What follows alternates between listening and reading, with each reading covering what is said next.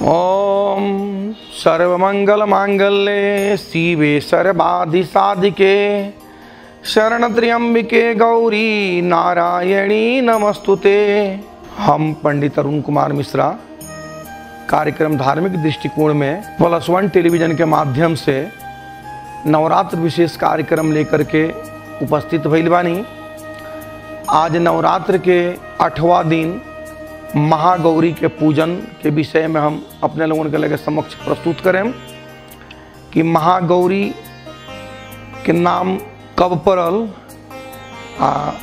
काहे पड़ल, यहाँ के पूजन कैसे करे के चाहिए, यहाँ के पसंद के भोग का ह, कौन चीज़ के भोग लगावला से माँ प्रसन्न होई ने, ये विषय में अपने लोगों के लगे समक्ष हम प्रस्तुत करता नहीं कि आज शरद नवरात्रा के अष्टमी तिथि महागौरी के पूजन के दिन होला।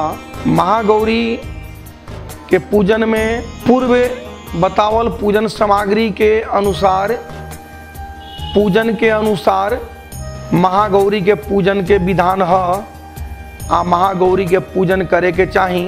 महागौरी के पूजन में सर्वप्रथम गौरी गणेश के पूजन, वरुण देवता के पूजन, नवग्रह के पूजन, यानी कि जौन भी देवी देवता के आवाहन स्थापित कैले बानी वो सब लोग के पूजन के बाद में अंततः महागौरी के पूजन करी। महागौरी के पूजन करके वस्त्र, फल, मिठाई, ये सब तो हम अपने लोगों के पहले हम बताइए कैनी। ये सब से महागौरी के पूजन करके माता के ध्यान करी, माता के भक्ति करी, तब देवा माता के भोग लगाई। अष्टमी तिथि के महागौरी के पूजन जौन कई जाला वो पौराणिक मान्यता के अनुसार जौन महागौरी के पूजन, महागौरी के रूप जौन बतावल जाला कि पौराणिक मान्यता के अनुसार भगवान शिव के प्राप्त करे खतिरा महागौरी कठोर तपस्या कैनी।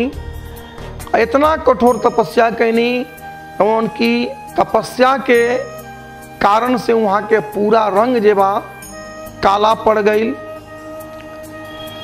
काला पड़ गईला से वहाँ के कठोर तपस्या से भगवान शिव वहाँ पर प्रसन्न भईनी। तब जेबा महागौरी के सन्मुख आईनी, प्रकट भईनी। महागौरी के पूछनी। महागौरी बतौनी कि हम रुआ के पति स्वरूप में पावे खतरा हम एक कठोर तपस्या कैनी है। तब भगवान भोलेनाथ कहने कि हम रुआ तपस्या से प्रसन्न भईनी, हम रुआ के अपना पत्नी रूप में स्वीकार करतानी।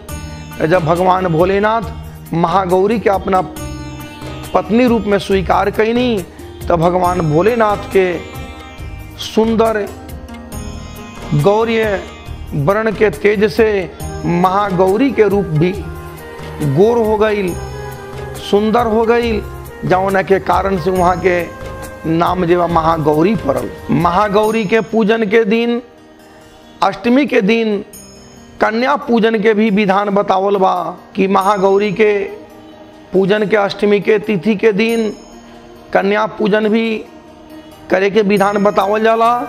ए दिन कन्या पूजन भी करे के चाहिए। कन्या पूजन करके माता के भोग में माता के प्रसन्नता खतिरा नारियल के भोग लगावे के चाहिए। नारियल के भोग लगावला से माता बहुत प्रसन्न हुई ने।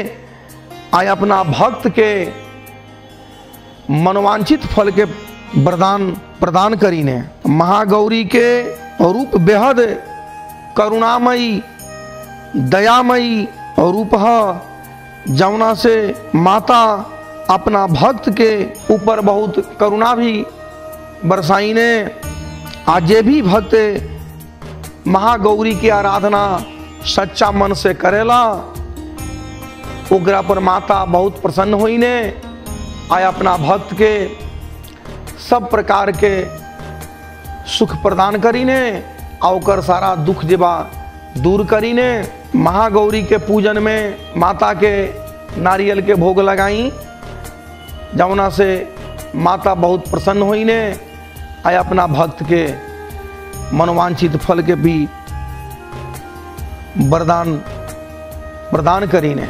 अष्टमी के दिन यदि कोई नवरात्र करे से सक्षम भी बा तो यदि वो अष्टमी के भूखे रह के फलहार करके आ नवमी के हवन कर लेवे आ दशमी के यदि वो पारण करता तो एकरा के वो भक्त के माता नवरात्र के फल भी प्रदान करीने, यानी कि एकरा के महाअष्टमी भी कहल जाला, दुर्गा अष्टमी भी कहल जाला।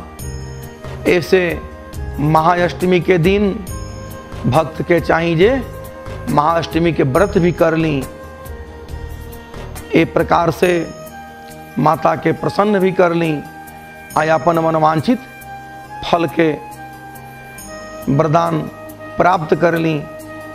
आज जेबा हम नवरात्र विशेष कार्यक्रम धार्मिक दृष्टिकोण से आज अष्टमी तिथि के दिन माता महागौरी के पूजन के विषय में हम अपने उनके लगे प्रस्तुत कैनी। अब जेबा फिर हम दूसरा प्रोग्राम में नवमी के भी अपने लोगों के लगे प्रस्तुत करें, दशमी के भी प्रस्तुत करें। तब तक के लिए हम अपना +1 टेलीविज़न के समस्त यूनिट के तरफ से नवरात्र के शुभकामना प्रदान करते हुए हम विदा लेवे के चाहता नहीं। कार्यक्रम धार्मिक दृष्टिकोण में के माध्यम से अपने लोगों के लगे जौन भी पहुँचल ओकरा के शेयर करें। कोनो प्रकार के सुझाव प्रतिक्रिया देवे के होके तो रोगन के सुझाव प्रतिक्रिया खातिर हम आशा रखता नहीं। तब तक हम विदा लें।